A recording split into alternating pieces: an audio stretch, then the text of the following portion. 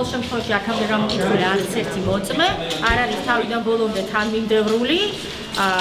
მათი ჩვენებები უამრავ ნაწილში შეიცავს სიყარვეებს.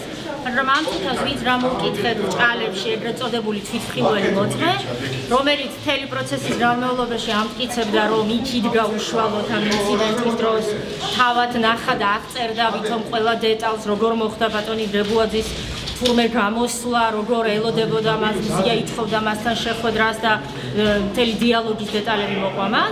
ბოლოში აღმოჩნდა, რომ იქ საერთოდაც არ იდგა.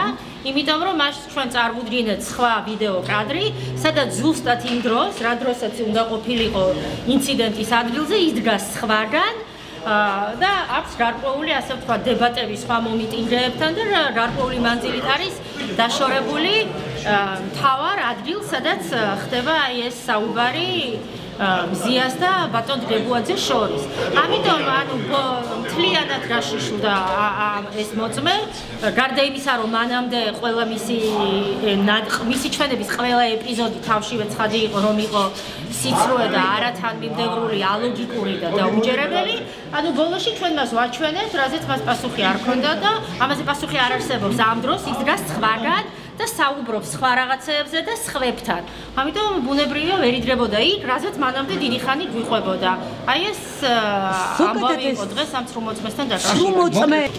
ზოგადად ამ ცრუ მოწმებთან დაკავშირებით რა ხდება? რატომ აქვს პოლიციას ეს ცრუ მოწმების ეს პრაქტიკა გახდა ქალბატონო მაია თუ უკვე რამდენი პროცესია, როდესაც ვნახულობთ, რომ სხვა მტკიცებულებები წარმოდგენილი სხვა სხვებიან მოწმე პოლიციელები. დიახ, ეს პრაქტიკა რას დავარქმევთ არ ვიცი, მაგრამ ეს არის სირცხვილი გახდა. მე მახსოვს ადრე, როდესაც სასამართლო საქმეებს ვიხილავდით ხოლმე, აპრობირებული პრაქტიკა იყო პოლიციელებს მოყავდათ ხოლმე ცრუ მოწმეები, მაგრამ სხვები, ეგრეთ წოდებული მათი აგენტურა.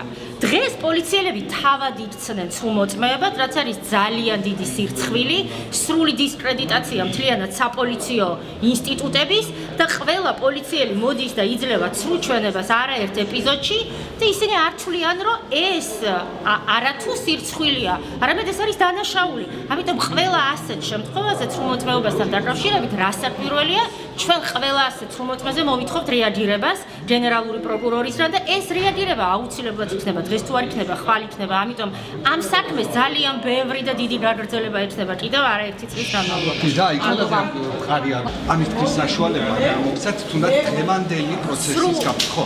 ამის თქმის საშუალება მომცა თქვენ ნახეთ ყველა ვიზუალიზაცია გავაკეთეთ ვიდეო კადრის, ადამიანი ყვებოდა ვიდექი იქ და ვისმენდი ამასო და ვაჩვენეთ იმ დროს დგას სხვაგან ესაუბრება სხვებს, ანუ ერთი ადამიანი ორი ადგილას ხო ერიხდებოდა. ამიტომ ეს უთუარად აჩვენებდა იმას, რომ მანამდე რაც მოხდა, ყველაფერი იყო ტყუილი. იმიტომ რომ ბოლოს ვაჩვენეთ, ჩვენ ჯერ ვკითხეთ არაერთი კითხვა, მივეცით შანსი ეთქვა სიმართლე. სულ იძახა ტყუილები და ბოლოს ვაჩვენეთ კადრი, რომ აი როდესაც ამ ტყუილებს ყვებოდა, ის ამ დროს იდგა სხვაგან და არა იქ, რაზეც გვესაუბრებოდა. აი ეს იყო დღევანდელი პროცესის და ეს შეუსაბამო იყო ორივე მოწმესთან. პირველი მოწმე გახდათ გამომძიებელი მოწმე, იქ სხვა ტიპის კითხვები იყო, რასაკვირველია, გამომძიებელ მოწმესთან კითხვები მიემართებოდა სწორედ იმას, რამდენად მან აწარმოა გამოძიება, ისე როგორც მას კანონი თხოვდა. სრულად და ყოვლის მომცველი გამოძიება რამდენად ჩაატარა ეს მათ შორის მზია ამაღლობელის ინტერესებში და მის სასარგებლოსაც. არის ის გარემოებები გამოუკვეთეთ, რომ გამოძიება სრულიად სამხრივი იყო, არასრულყოფილი და არაობიექტური, მას სხვა კითხვები მიემართებოდა, მაგრამ ეს მოწმეები არის სწორედ ის მოწმეები, რაც ამ გამომძიებლებმა გამოკითხეს, რომლებიც როგორც აგერ დღევანდელ პროცესზე აღმოჩნდა, ეს მოწმე არ გახლავთ იმ მთავარი ამბის მოწმე, რაზეც ის დღეს გვიყვებოდა, იმიტომ რომ ამ დროს იმყოფებოდა სხვაგან.